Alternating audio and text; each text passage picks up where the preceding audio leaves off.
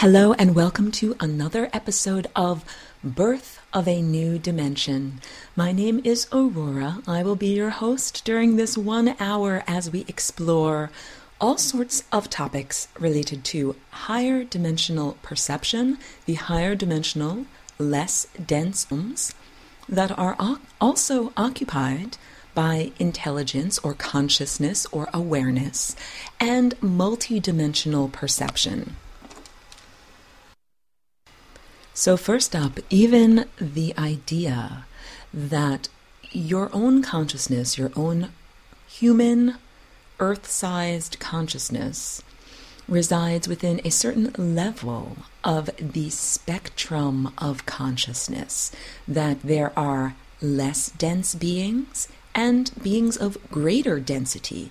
And we will talk about that in terms of the journey of consciousness and the lifespan of stars and the lifespan of this bubble of the universe. We would say, well, according to science, science would describe the area of space that we occupy as the universe. But I qualify that because we occupy one possible version or one possible timeline. But of course, there are many, many timelines. There's a whole world of possibilities and probabilities. But we're talking about what will happen at the end of the lifespan of this particular bubble of reality wherein stars are no longer born. So I'm going to get into that. Also, I want to talk about Christ consciousness as a galactic entity. And this really... the genesis for this exposition came from a conversation on Facebook where a person was questing and asking some neutral answers and really wanted to receive a variety of insightful perspectives. And their question was about Christ and about the historical Jesus, and about drawing distinctions between these two characterizations.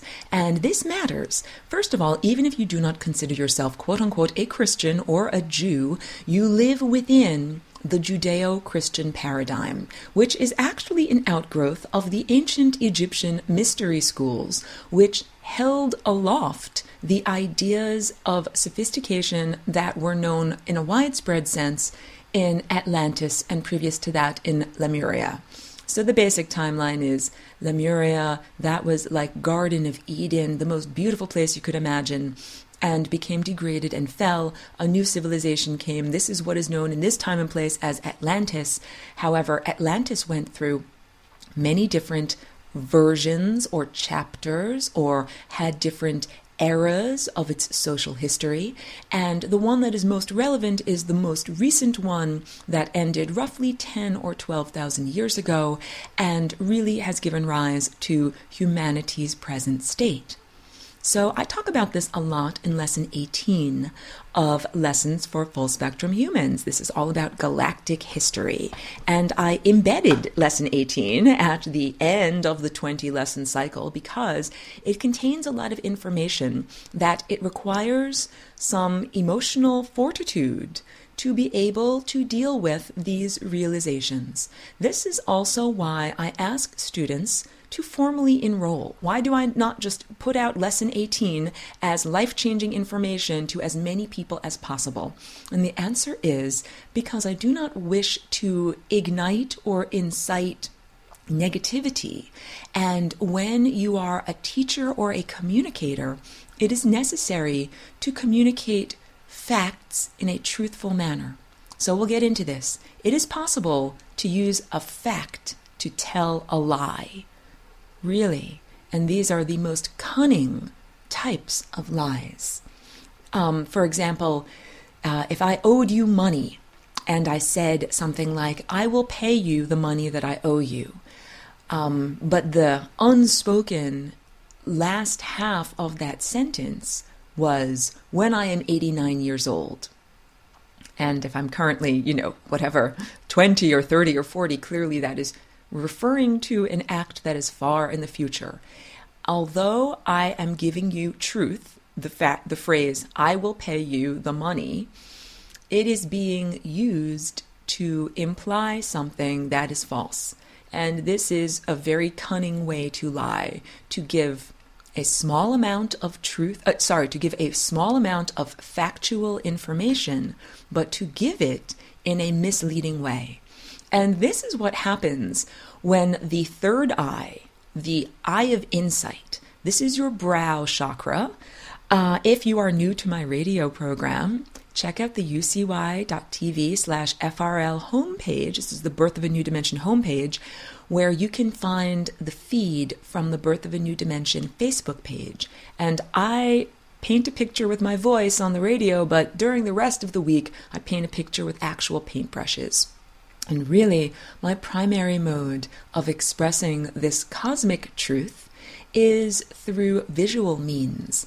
And I don't call it geometry because that is a very flat Earth Society word. It comes from the root word geo, meaning earth, and it means to measure the earth. And it literally comes from the ancient practice of measuring the crops to determine how to divide up the results of the harvest season. So farmers had to find some way to measure their arable land and fairly divide up the harvest. And that is where the practice of geometry came from, literally measuring the fields of a farm. And the geometry that most people are referring to when they speak of sacred geometry is not measuring anything that is earthly in any sense. Earth is connected to this larger energetic matrix, but this larger, all-pervasive pattern of energy that flows throughout the universe flows through not only the physical, more dense realms, but also the less physical or non-physical, less dense realms. And this is the energy that has been labeled as chi or prana in the Far East. Again, two wisdom traditions that keep alive the ancient knowledge that came from Atlantis, that there is a subtle energy that one does not perceive with one's physical eyes. You perceive subtle energy with your subtle eye. So this eyeball is associated with, in your physical anatomy, the gland at the center of your brain, known as your pineal gland. Brief pause. Now, the pineal gland is intertwined with and emanates the third eye, but the two are not, one may not simply substitute the phrase pineal gland for third eye. And the answer for that is, you could think of the pineal gland as a physical projector, like a movie projector. And the imagination, or the actual third eye, the energy presence, as being what is projected by the projector. So, a projection, I have a movie projector. If I try to grasp the actual image that is being projected, it is a non-physical image. And when I turn off the projector, the image disappears. It's the same type of relationship with your pineal gland to your third eye. Your gland emanates your imagination, and it projects your imagination, and it is intimately intertwined with the images that your third eye paints. However, when you, quote-unquote, turn off the projector, that would be the equivalent of physical death, or no longer having the energetic metabolism to maintain consciousness on a physical level. When that happens, the projector is turned off and there is no more third eye, there is just the gland. This is a distinction that is necessary to make because here in this time and place, most people are ruled by the belief system known as objective materialism. That means, can I poke it with a stick? Can I see it? Can I touch it? Can I perceive it with my 5 physical senses? And if not, then the substance or concept is given less value and less credence and less credibility.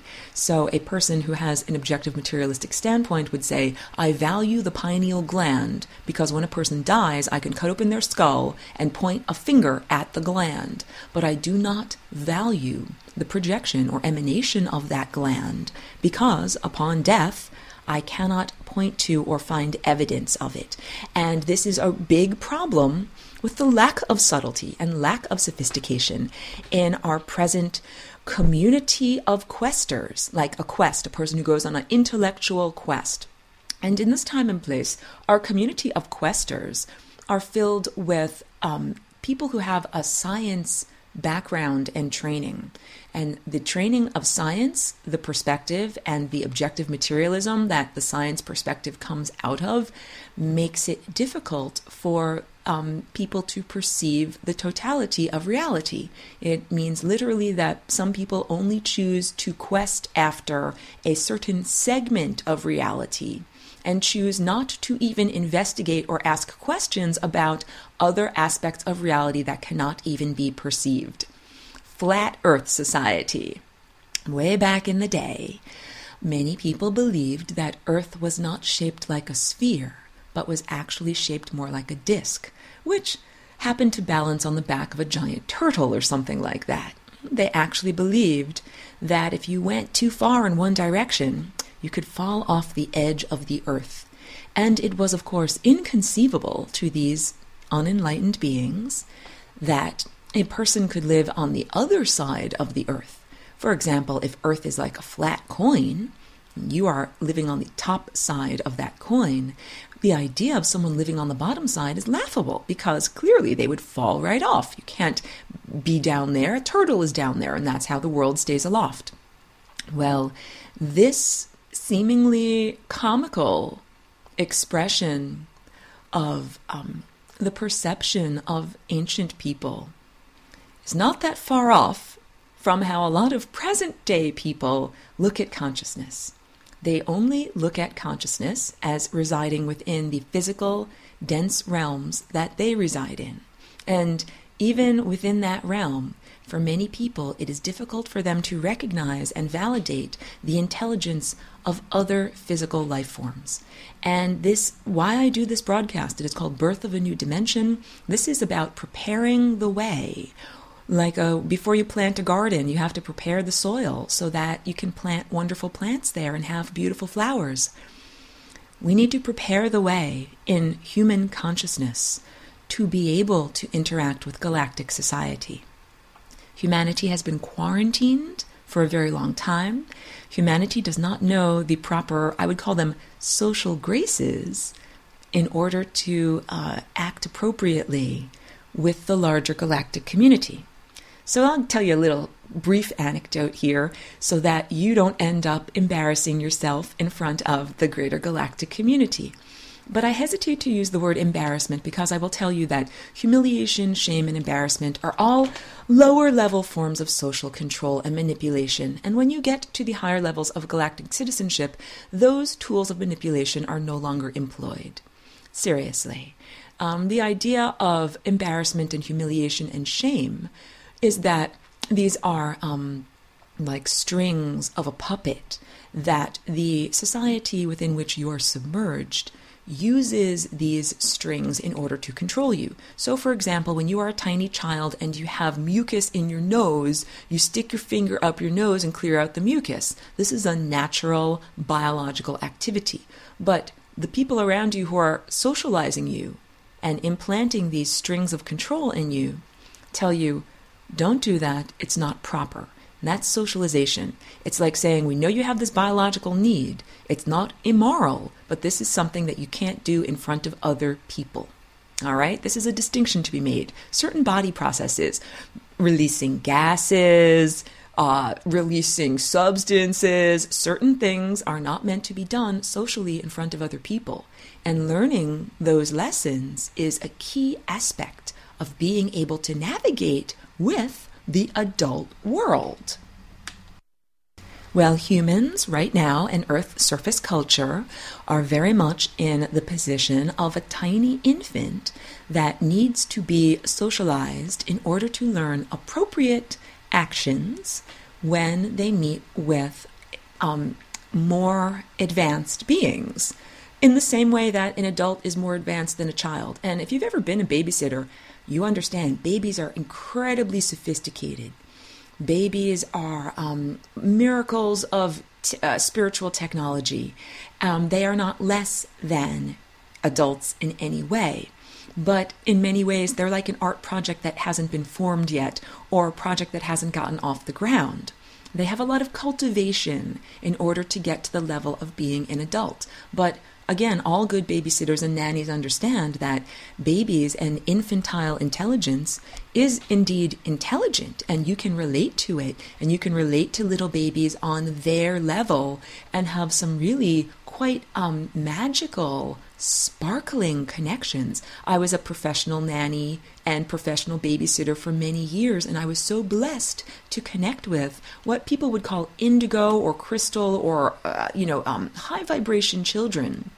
And when they are pre-verbal, these children are still connected to the oceanic consciousness, the undifferentiated universal consciousness, and most of these children are highly telepathic. So simply because a being is very chronologically young and undeveloped does not mean that it is less valuable. So when I say that the human surface culture is chronologically young and underdeveloped, that is the description that I am giving.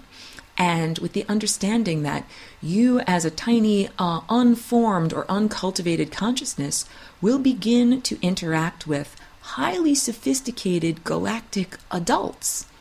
And in order to do so in a harmonious fashion, it's good to know some of the do's and don'ts, right? So first of all, the higher level, higher echelons do not run by humiliation, shame, or embarrassment. It's not like that at all.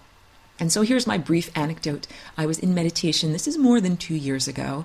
And I have, if you are new to my broadcast, first of all, I am a walk-in. I'm a galactic walk-in. I'm not the original inhabitant of this physical body. And no, I cannot live in the closet and pretend that I'm just a regular human. People have asked me that. And no, I cannot do that. Can a African-American person put on makeup and walk around wearing a disguise and pretend to be white or Chinese? No, they cannot.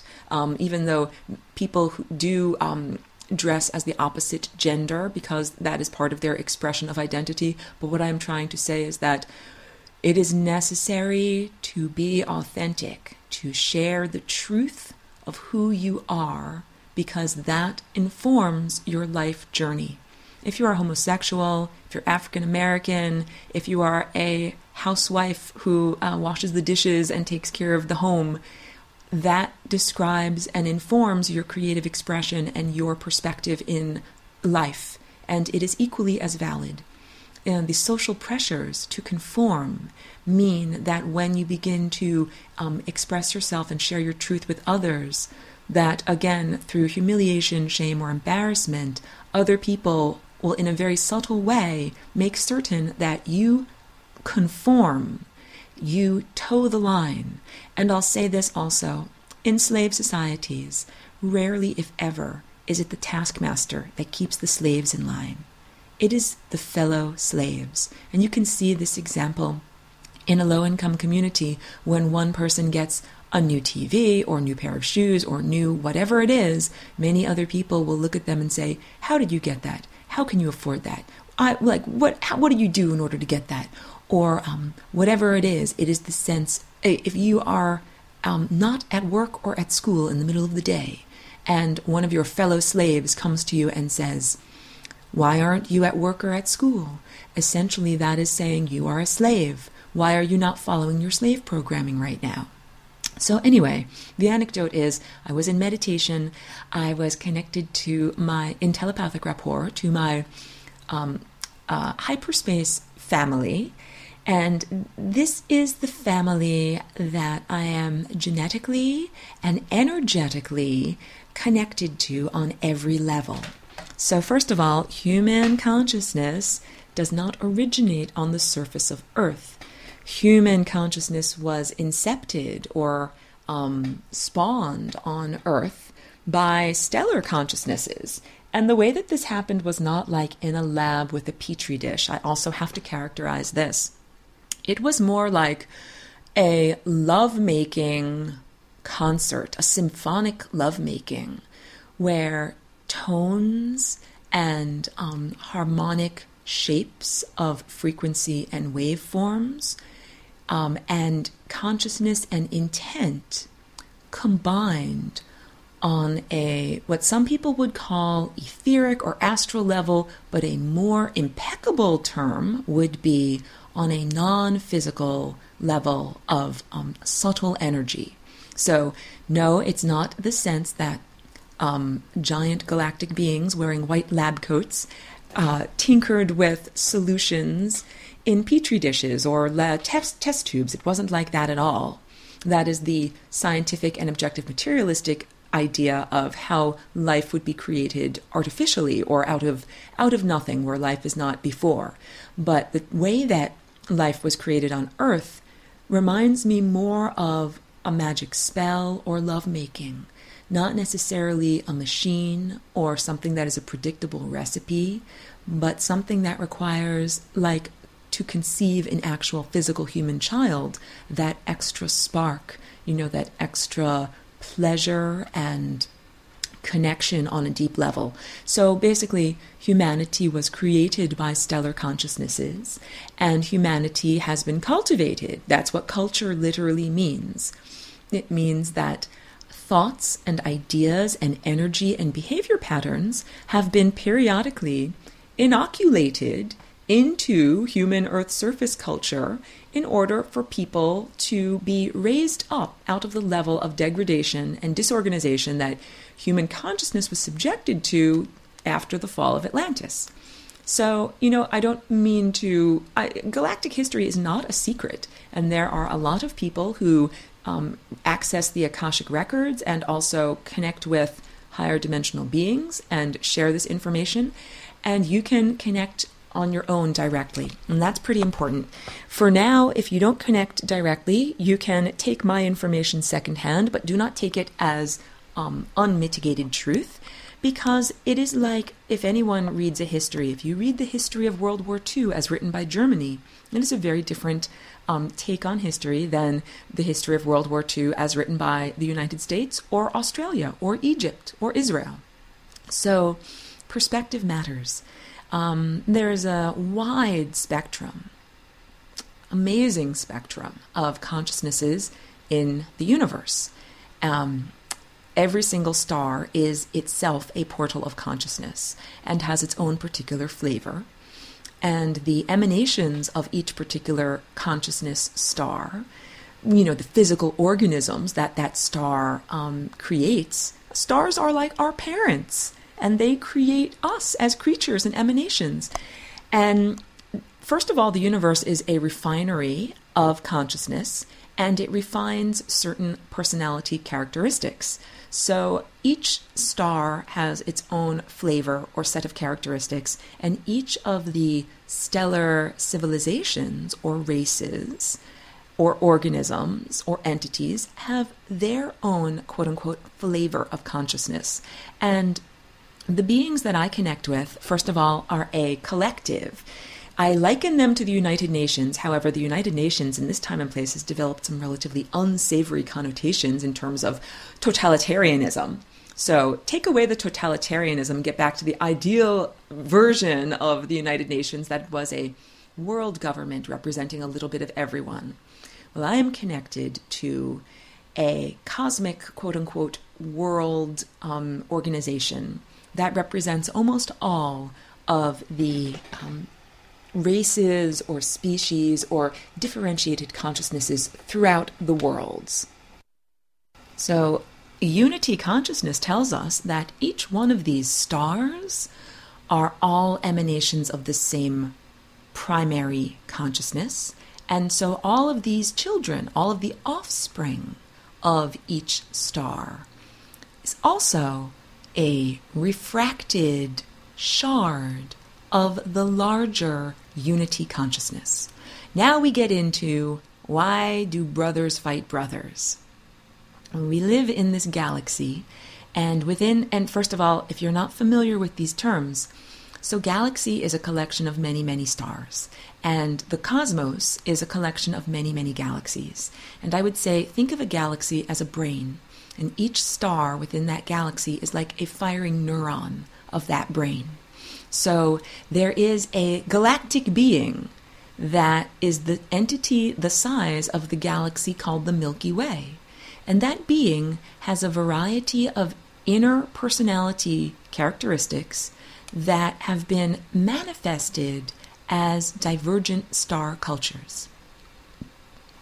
This is like saying, the primary consciousness of the planet Earth has been split up and manifested itself as a variety of different Earth cultures.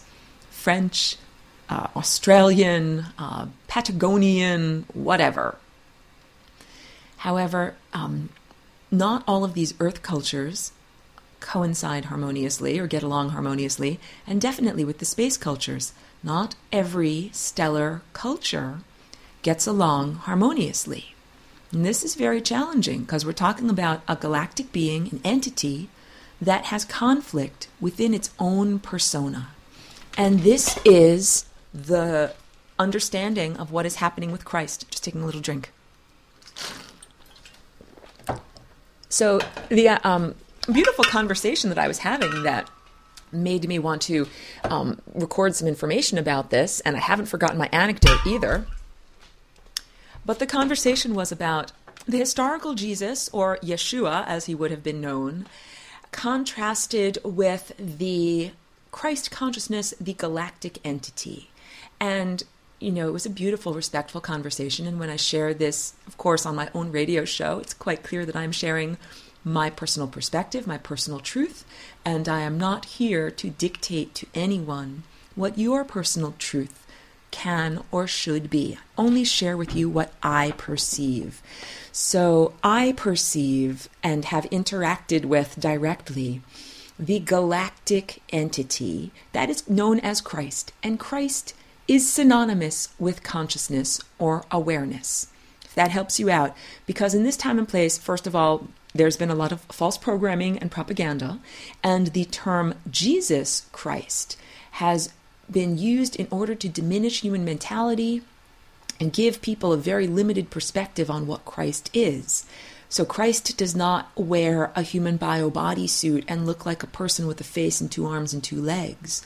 One time, a couple of thousand years ago, Christ did inhabit the body of a man whose name was Yeshua, or this is the historical Jesus, lived in Judea about 2,000 years ago, and whose physical corporeal container, much like my own, was hybridized. The earthly part of the physical cellular body had to be restructured in order to contain cosmic consciousness. And that the story that happened when Jesus was 12 and the spirit of grace descended upon him.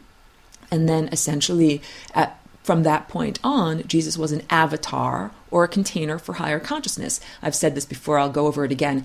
Avatar, this is Sanskrit from avatar, and it means one who has come across waters. And in this case, the waters are cosmic waters or cosmic consciousness. And this is the idea of a cosmic or otherworldly consciousness that has come to inhabit the physical, denser realm.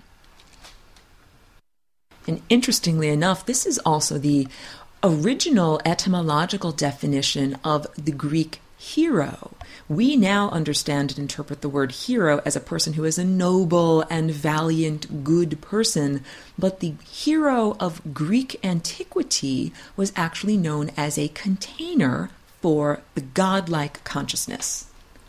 So there is an entity that is so large that clearly it could not be contained within the limiting neurology of a human.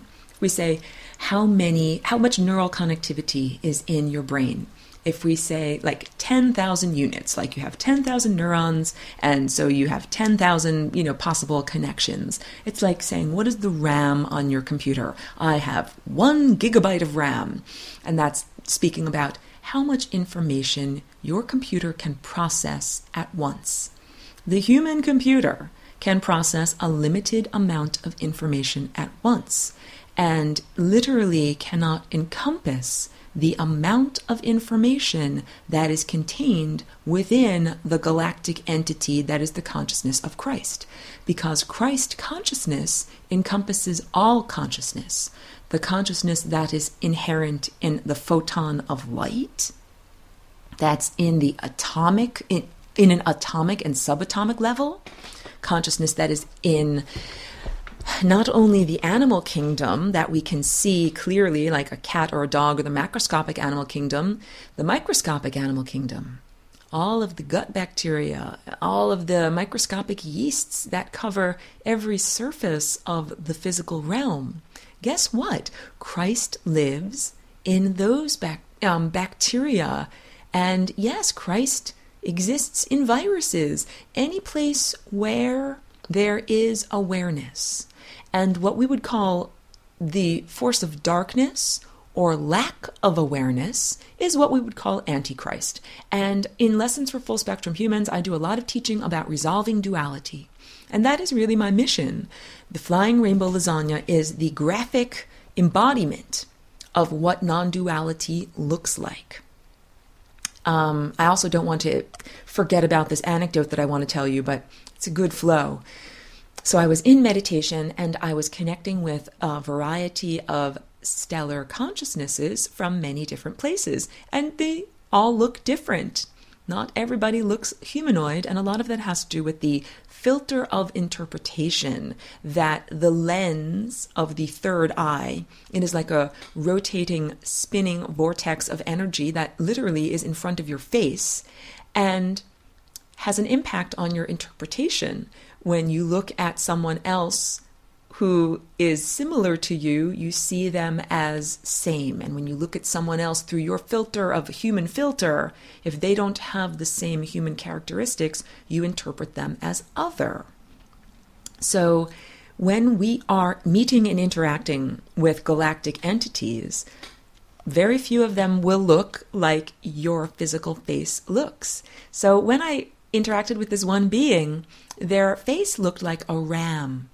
Like very much like, the ruminant animal, the ram. It had big curly horns and kind of a keel-shaped, very elongated nose or snout covered in very fine white hair, kind of like the type of hair that's on the bridge of a cat's nose, very short, fine hair, and had very unusually shaped pupils. And when I perceived this person, I immediately thought, goat man. And this person said to me something like, "You're a monkey girl." And it was a lighthearted banter back and forth that got me to understand I was being socially corrected, that it was one of the first times that I had interacted with these beings on this level. And it's kind of like if you're a little kid and you're being taken out to a fancy dinner or something like that, and you open your mouth and you burp and everyone around you kind of titters and, says, well, you're not supposed to do that. So it was being shown to me in a very lighthearted way that my anthropomorphic filter was showing, that I was meeting and interacting with another being who clearly was not human, and I was interpreting them through my human filter. And these are the type of do's and don'ts that we have to be aware of as we begin to interact with the greater society at large. Yes, one day we will have our debutante ball, our coming out ceremony, and that will be incredibly exciting. This will be a psychic experience. So this is also going a bit far afield, but let's go there. Lots of people understand that there is an impending event or watershed moment or transformational day where we will really be turning a chapter in consciousness. Some people envision this as a return of the Messiah, a literal Jesus Christ figure coming out of the sky on clouds. Some people interpret this in kind of a neo-Jesus UFO kind of phenomenon, the idea that extraterrestrials will come out of metal saucers in the sky, and that will be the watershed change of consciousness. And I'm actually here to tell you that it will be an interior revolution. If you are waiting for clank metal spaceships to land on the White House lawn, your expectations will not be fulfilled, because we are exiting the realm of objective materialism. We are exiting the realm that is ruled by and defined by the 5 physical senses. And humanity, Earth's surface culture, is finally regaining access to its third eye, brow chakra, reactivating its pineal gland, and so being able to perceive directly what is happening on the higher dimensional, less dense realms. There has always been this amazing, epic drama being played out. And Earth is just one aspect of the canvas. It is being played out on the solar system, in every aspect of the stars and astronomy. So this epic drama is so complex and so, I want to say, beautifully written, by the author of this both musical symphony and narrative story is an incredible author and has tied everything together. So, for example, when Comet Shoemaker-Levy crashes into the planet Jupiter, that is part of this cosmic, astronomical, and astrological epic drama, because the astronomy says a body crashed into another body. The astrology denotes significance. It says this happened at this time, this is part of this larger pattern of events, and this has this significance. We interpret it in this way. So all of these events are tied together, and for a long time, the events have been ongoing, but humans have just been insensate. Like, imagine a coma patient is lying in their bed and there's all sorts of activity in the room, but that person is in their own interior, limited mental space.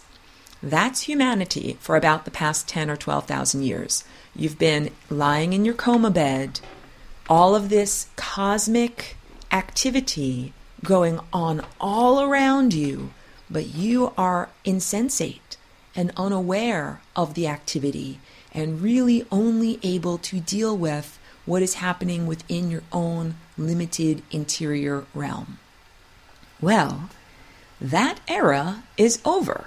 It ended on October 8th of 2001, and that was when the Flying Rainbow Lasagne was created, and that was when there was the first little cubic centimeter of interactivity. The quarantine, it's not like floodgates being opened. It was a tiny crack in the dam. That happened in 2001.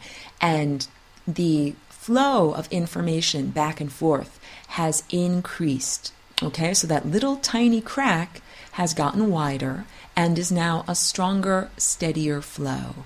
And what that means is now the humanity in its coma is waking up out of its coma and is recognizing, first of all, there are otherworldly beings who live in other dimensions and on other planets. So now I'm tying this all back to the earlier part of this broadcast, the Flat Earth Society. Humans in this time and place who do not recognize the existence of either extra-dimensional consciousness or extraterrestrial consciousness are truly modern members of the Flat Earth Society. Flat Earth Society could not even conceive of counterparts like humans existing in another realm that they couldn't perceive with their senses. If you're living on the opposite side of a giant sphere, I can't see you with my eyes, I can't hear you with my ears, or poke you with a stick, therefore you don't exist, right?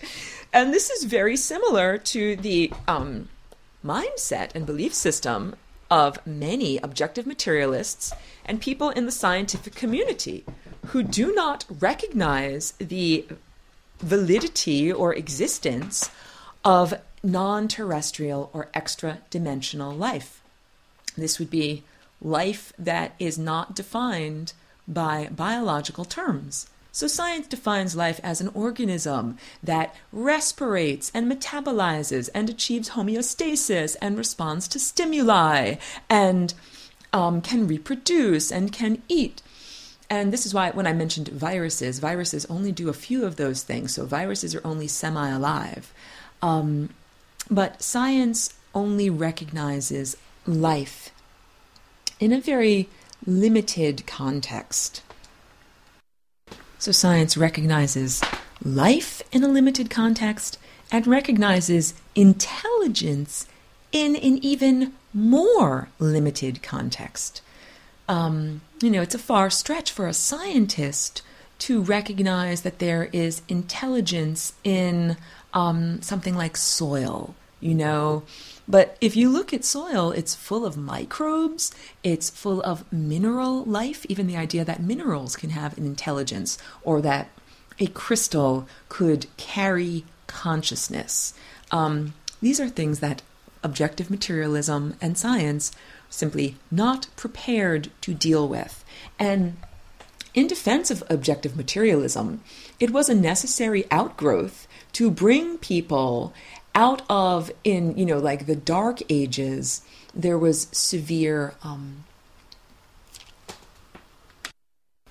prejudice and superstition of the Dark Ages that came out of really cultivated culture of ignorance. So objective materialism was a step up from that because it got people to actually make their choices and base their policy making on things that could be deemed consensually. Like if we can poke it with a stick, we can both poke it with a stick, then we can say that thing really exists, which is very different than things like, when the religious inquisition in the 1500s was going on in Spain, all sorts of non-physical information would be invoked that not everyone could corroborate and poke with a stick. So objective materialism was definitely a step up from that, but right now, it's an albatross around your neck. It is a boulder around your ankles when you're trying to fly higher and go to less dense realms. It is no longer necessary to follow the precept that you only believe what your physical eyes see, because you have a non-physical eye, and you now have the sophistication to be able to accept and value what your non-physical eye can see. Imagine the revolution that would happen if everyone could suddenly perceive the non-physical and it could be consensual. This is very similar to what life was like in Atlantis before the fall, and similar to what the experience of inhabitants of Egypt of antiquity and some of the Native Americans of the American Southwest. I'm talking about overt interaction with non-terrestrial and extra-dimensional life as a part of your daily existence. So in ancient Egypt, I spoke about this in last week's recording about the events at Amarna. Amarna was a psychedelic paradise that was created by Akhenaten and his beautiful wife Nefertiti, and you're probably familiar with their offspring. Their son was named Tutankhamun, and they created this realm where people ingested psychedelic substances, saw and interacted with extra-dimensional creatures. It was like a rock star type of setup, or like Burning Man, where there are many people together in a celebratory environment, all exploring inner space and making connections with hyperdimensional reality. And that psychedelicized worldview was normal and consensual. So that was in Egypt around the time of Amarna. There's also a time in the culture of the Native Americans of the Southwest area, like New Mexico and Arizona, where in antiquity they also interacted with star beings on a regular basis. Or think about the Dogon of Mali. This is in West Africa, and their antiquity goes far back, like more than 50,000 years ago, where they have cultural myths of interacting with the Nomo, space teachers who flew here in a teardrop full of water and who created an artificial lake that they swam around in, and they taught the Dogon culture. They gave them writing and dance and a calendar and rituals. So this is the understanding that indigenous cultures have had this level of interaction in an unbroken sense, but that the objective materialistic viewpoint and a lot of other mental programming has cut off humanity for a very long time from interacting overtly with the non-physical realm. Well, this is all going to change. This event or watershed moment or revolution that is ongoing, it is a revolution of consciousness. When I said you have to prepare the garden, you have to prepare the soil before you can plant any seeds in the garden, human consciousness needs to be prepared for interacting with galactic consciousness and galactic cultures. So some of the things that need to be changed are changing human perception of time. Linear time out the window. This is no longer an appropriate approach or understanding. What I teach in Lessons for Full Spectrum Humans is a graphic understanding of time. I draw time vortexes that are like diagrams of multiple timelines and the membrane of death, and help you to understand the Groundhog's Day of your own personal existence within this incarnation, and to apply that then to the greater refinery of consciousness. If you have a desire to look at my sketches, please click on the feed from the Birth of a New Dimension homepage. You can check out my pictures. If that makes you hungry for more lasagna, please enroll in my class. You can do so by going to flyingrainbowlasagna.com and click on the online course tab. It will give you all of the information necessary. We are only in week 3, but at a certain point, the train has left the station and there's a little bit too much to be able to catch up on. But what we're talking about right now is the shape of time, the shape of the timelines that comprise your life, how those timelines are created, and how you can navigate them. Because these timelines are very similar to the grooves on an old-fashioned analog record. Forgive me if I am dating myself by saying an old-fashioned record, but the idea is starting at the outer perimeter and circling inward in a spiral until you get to the center. And this is how human consciousness and all consciousness explores the time vortex. First exploring the far outliers, the extremely unlikely but extremely probable distorted aspects of reality, where, you might have been born and then died 1 second later, and then eventually cultivating consciousness to the point where you are able to live for a couple of years, but then you always, as ever, hit the membrane of death and die and have to circulate back until finally, like a photon being ordered into alignment by reflecting back and forth between two perfectly positioned mirrors and coming out as a focused, coherent beam of laser light, so too is your consciousness being focused by the membrane of death into a coherent beam of light. This is known as your light body. Your light body will be with you when your physical body is no longer with you. You can either leave behind your physical body or you can transform it into a completely new format and take it with you. But you can't take it with you as physical characteristics because where you are going is a non-physical realm. So we will be exiting the physical realm, but the way that we're going to do that is by transforming the physical realm into a new state of matter. So for a long time, matter has just been dead, inert matter, not matter that is imbued with consciousness.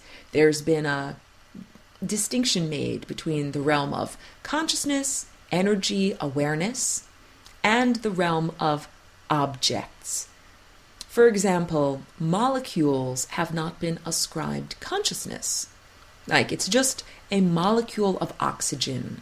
Science does not look at that molecule of oxygen as being alive and aware or having volition. And this will also get into numbers too. Science is finally starting to wake up to the idea that numbers have volition. And I am learning about vortex math, which relates to the toroid and relates to the Flying Rainbow Lasagna.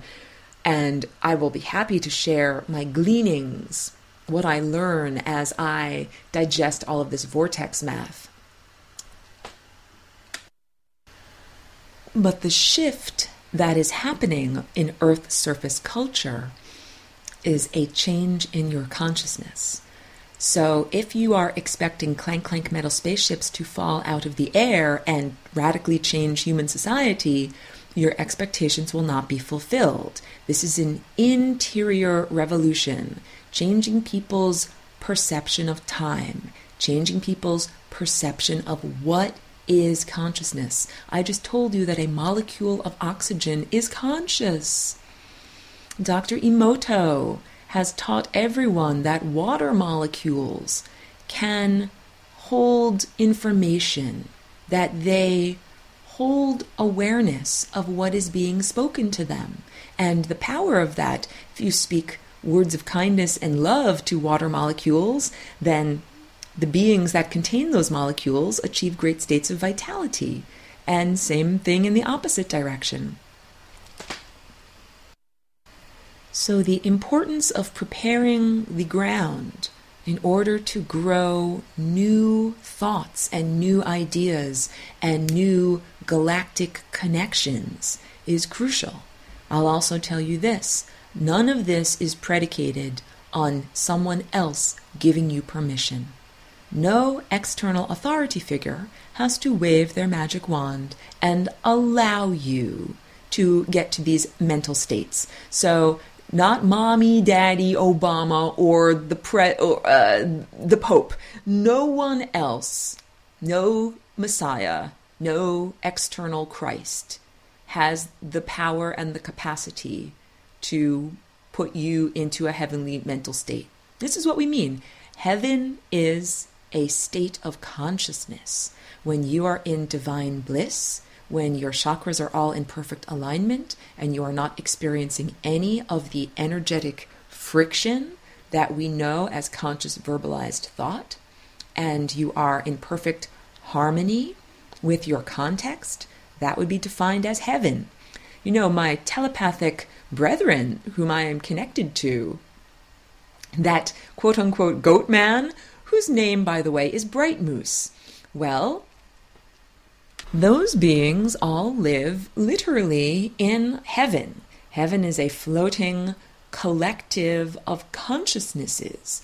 And the new chapter that is opening is literally combining heaven, the heavenly realm of less dense consciousnesses, with the realm that you have been occupying up to this point, the greater, denser realm known as the third dimension.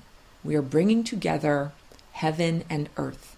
Through the Flying Rainbow Lasagna, we are combining the realm of pure energy and consciousness and the realm of hard-edged matter that objective materialists look at as quote-unquote dead or inert or not imbued with consciousness. When that happens, what we will experience will be within a living, breathing dream. Matter that responds to consciousness. First of all, the physical cells of your body will immediately respond to your consciousness. So if you imagine yourself in a state of total health, you will immediately attain that state of total health. So too with what you envision around you. You will see the immediate manifestation of your mind and perception and what used to be called your interior realm expressed in what used to be called your exterior realm. This is very similar to the way that dolphins exist. Dolphins have hemispheres of their brain, much like you do. They have two hemispheres, but their hemispheres, dolphins don't sleep like in an 8-hour block at night because they're swimming and they have to maintain some consciousness. So they sleep one hemisphere of their brain at a time, and they switch off. Sometimes they switch off very quickly, like left hemisphere, sleep, sleep, sleep, right hemisphere, sleep, sleep, sleep. Or sometimes it might be longer. It might be, more moments or hours. But I bring this up because the dolphin's experience of daily waking reality is one of a blended dreamlike reality. The daily wakeful, alert, problem-solving hemisphere is active at the same time that the dreaming, creative, non-corporeal, energy-perceiving hemisphere is active.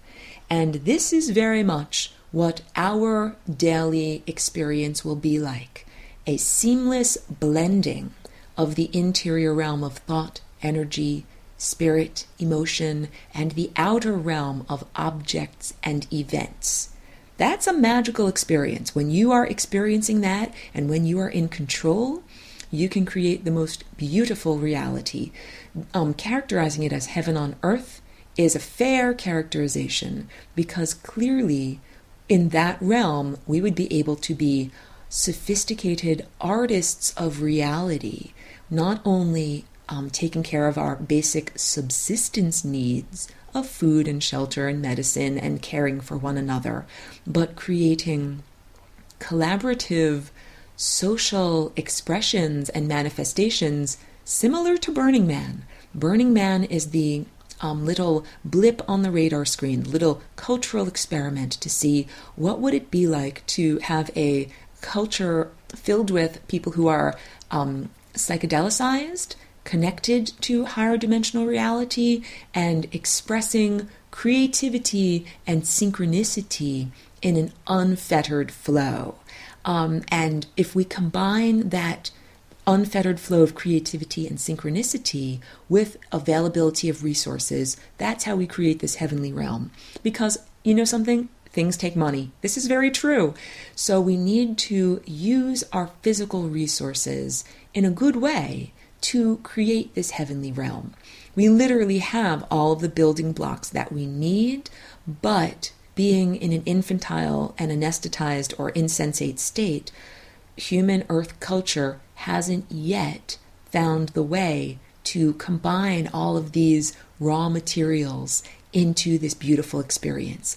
And the change in consciousness that is just around the corner, just imminently about to arrive, is going to be this change and this shift. It doesn't take any money to experience this shift. You don't need anyone else's permission, governmental or spiritual or religious permission to experience this shift. And it is something that happens on an interior level, no matter where you are. So thank you so much for tuning in with me. Tune in every week, check out my website, check out my artwork, join the Wednesday webinars, and continue to accrete light in your light body. Thank you so much.